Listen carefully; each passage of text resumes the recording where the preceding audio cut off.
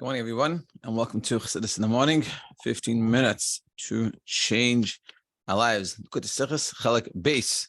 We have moved on, starting with Pasha's Bamidbar. It's now on to Chalakim Base and Dalad, which is very interesting.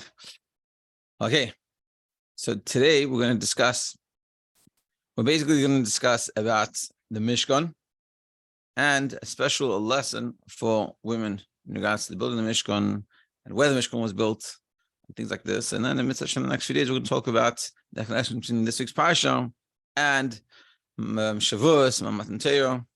So we get a preparation for that. So Likud Sichas Sefer Base, Parshas Bamidbar. Ois Yud Aleph. We're in the middle over here. Well, not exactly. It's a new Sicha, but it's in the middle, not from the beginning of the Sicha. Okay. So Echad Inyanim Parshas Bamidbar Benase. One of the main topics of discussion in this week's Parsha, next week's Parsha, Hu HaMishkan Shehukam Bamidbar. It's the Mishkan that was made in the Midbar, in the desert. V'chalukas hatafkidim hakashurim b'havaras hamishkan makom makom, and the different tasks that were required for moving from place to place, how to move it, who's carrying it, and things like this. And it's all the details. Now, this shows us shigam k'shishal nimtzam b'midbar. So there we get straight into it. Even when we're found in a desert, which is even in a desert, a desolate place void of elikus, we can still bring Kedusha into that place. Mishkan, l'shchina elikis, you take Mishkan, l'shchina elikis, shetisha b'yisrael, b'chol, b'chlal, b'ker, b'kol echad miyisrael b'frat. To every single Yid in general, to the Jewish people in general, every single person, Yid specifically, that even in a place of a desert, we can make the dwelling place for God. Just like in the midbar, from like the physical sense. Shemama, which is a desolate place, ba sherim, gemim, aklimim, kitaniim. There's all these different type of extremes in the desert. It gets very hot in the day, it gets very cold at night. All these type of things that can damage us. So that's the physical desert. That's not a place you want to hang out and live too long. The desert is a dangerous place. But just like that is in a physical desert, so in the spiritual desert. You have all these hashkafos, all these ideas, all these different opinions that are very extreme and they're very damaging. As in, we don't have to look too far. We live in a time period that ideas people say it's very extreme, and what's most extreme about it is they say things. It's a new word that we learn. It's what's called gaslighting. Someone says something that is not true, but they say it as it's true. And in the beginning, you're like, doesn't make any sense. How are you saying that? And now people are saying it, and then it gets confusing. So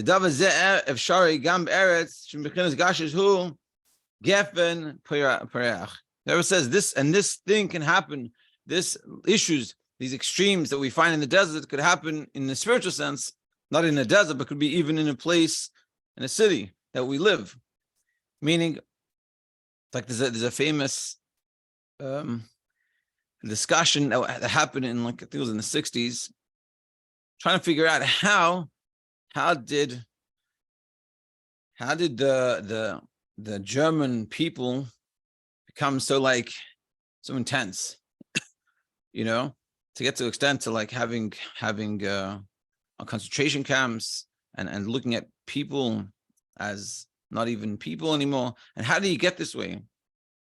And this is a lot of questions that arose. A lot of the discussion, people said, when they got caught after the war, and then the answer was, we got told to do this. We're just following instructions. And this whole thing was in the world. It's how does this happen? So one of the realizations was that people by nature just follow. So they did this test. I learned it in school years ago, and you can find online that they take a guy. It's two tests. One I saw was that they'll take a person, and they'll sit in one room, and then in the other room was an actor. He wouldn't see it, and he got told to ask questions. So let's say you have Mr. A has to ask questions, Mr. B, and Mr. B, if Mr. B is connected to wires, and if Mr. B gets it wrong, you have to press a button that would give him electric shock, and this is sort of like a punishment for getting it wrong. And the test was to see how far a person would go. But the trick was that the person so you press a button, and then some guy on the other room, side of the room, starts screaming like, "Oh, that hurts!" And you want to see how far we can push a person. And every time the Mr. A would get uncomfortable that what he's doing, a person in a lab coat, pretending to be a doctor, would come in and say, "Don't worry, it's fine, you can continue." And they said, whatever, how many people they did it, tested it on, 20 people, maybe one person, he said, "No, this is not right, I'm not doing this." Everyone just continued. And every time they got uncomfortable, the doctor would say, "Hey, just continue." And you're doing something that's wrong. You hear someone on the other side of the room screaming. Oh, there's another one, a test they did.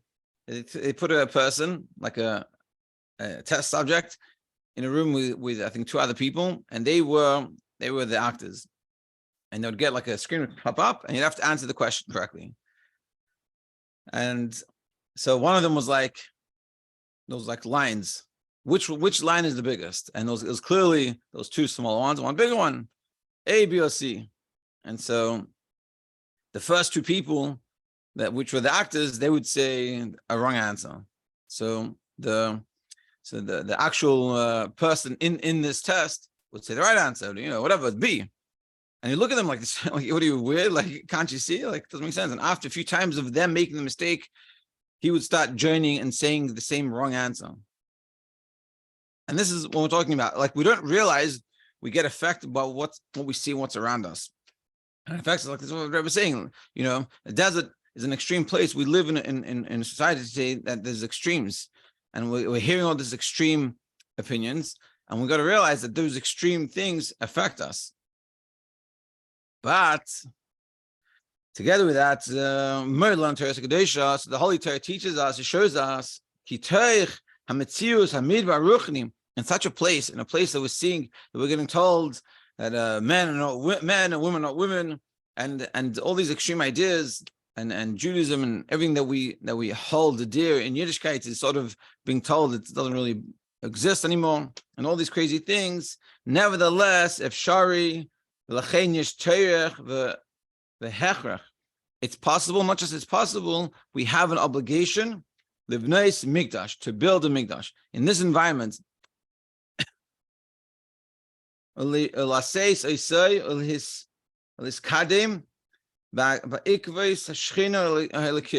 to push godliness and bring it out and express it. Baruchas Hashem, until we go to the Holy Land, blessed from Hashem. El Hagula Mitzvah Shlema, Aidim Shiltkenu, to the Geula through Mashiach. That was saying that even though what we learn, the message that we learned from the Mishkan was sitting there. Where was it built? Is in the desert. The desert is a place of extremes. A desert, a place is a very mazik and is damaging. It's a very hard situation. And nevertheless, we're able to build a Mishkan. And that's what this week's parasha is talking about, the Mishkan and the Avedas of the Mishkan, and of carrying the Mishkan. And what we're learning, carrying it in the desert. And what we're learning is that in our life, we're being exposed to a lot of extremes. And we have to realize that we could say to ourselves that that's a dangerous situation, and we have to stay away from it. We have to run away from that and things like this. But what we're saying is we're learning from this story in this next parsha is that we can bring into that place, not just we can, that we must bring out godliness into that place. Yeah. Now, Yud Beis. So what is the lesson for us? Hayra Zuhi L'chol Yisrael. This is what the Rebbe says. This is a lesson for all Jewish people, but specifically L'nashei Yisrael, to the women. There says this message is for the women. Sharei Yadu, it's known Shelabin and Amigdash, Nenu, Hanashim, Rishenis, Oil and Gvarim, that in the building of Amigdash, the women were connected more than the men, before the men even. Bamidbar Ruchni, in the spiritual midbar, spiritual desert, Yesh, Chugim, Syam, all these issues and all these extremes. Shabahem, Shiur, Toiv, Avoyu, Yadus, B'chlal. And in, like we were talking about in before, how we're not talking about the physical desert, the spiritual desert, there's all this, it's chaos and it's chaotic. And especially in our times, we see how crazy it is. Kol Shekain, Me'erach, Chaim, Achsidius, but specifically, if it's just not just it's crazy in general, it's crazy enough, and even more in terms of chassidus, it's like so extreme against them. Yesh lenashim hazchus hagadela v'hanchitzis. Women have the special great merits lehimnois beharishenim, to be on the front lines l'hakamas amishkan boy loisbach, to make the dwelling place of Hashem. They're ever saying that the extreme reality that we're living and the intensity of what's going on in the spiritual desert what we're living in, and the extremes, the ability to build a mishkan and the obligation to bring godliness and show that the Mishkan still dwell there applies more so to women. They're more on the front lines. Specifically, yesh lizker es hanachitzus. And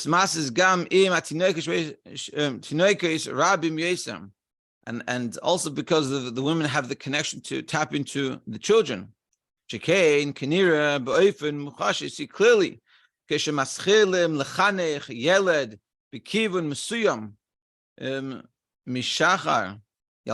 when you educate a child from the young age in a specific way, you have much more success and big fruits and beautiful fruits. Meaning we're living in a world, and Rebbe saying, and that was back then, this was in 1957. So around the 60s and all the craziness happening then, and we live in the same crazy time, if not worse. And they were saying, even though it's a spiritual desert out there, we have the ability to transform it and to show that there's a Mishkan can be in this place. And specifically with the women, have this ability because they're on the front lines and they interact in their own special way, and especially with being in touch with the kids, whether your own kids or being a teacher or whatever interaction you have in general, and specifically with kids, they have the ability to transform, because a kid is very impressionable. And the Rebbe says, as we see clearly, when you raise a kid in the right place, it really has a big effect.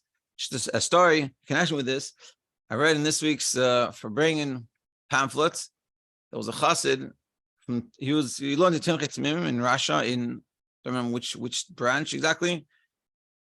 And he struggled when he got married. He had some kids, and he struggled to make parnasa. Really, really hard. So he would travel for months to try to figure out, try to get some parnasa. And unfortunately, communism took over, and his kids were being sent to the communist schools. And he didn't appreciate how bad what was going on. He came home and he sees his kid's situation, where they're holding and how bad it is, and it was shocking to him. And worse were his in-laws. He was trying to raise him up to learn chassidus and Torah mitzvahs, and they were like, "Listen, what are you going to put them in serious nefesh situations? They get caught. You can all be sent to Siberia. It's not worth it. Just let them get a good education. Become a doctor, a lawyer, a engineer." And he was, he didn't, as much as he didn't have any money, he was like, "No, we're not doing this. This is crazy."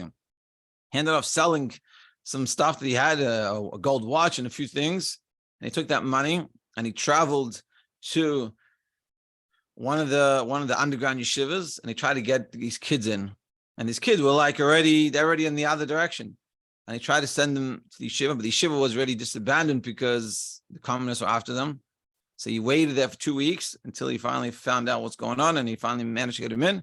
He put him in, and Baruch Hashem, the kids got inspired by the yeshiva and the learning, and in effect, it had a big effect. All like we see, which we're showing here, we're seeing here that like the kids are very impressionable, and you can have such an effect. And also we see, if you think about a lot of the mashpiyim that we got to know in Lubavitch, a lot of them.